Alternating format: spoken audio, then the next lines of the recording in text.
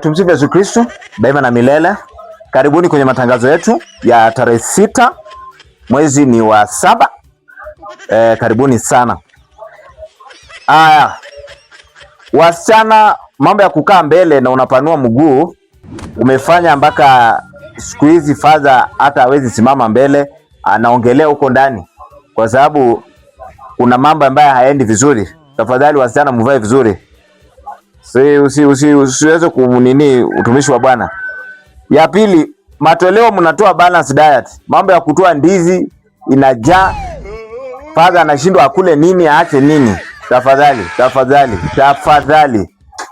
Sadaka ni kuanzia shilingi 50. Watu ya coins mutarudi nyumbani. Sawa?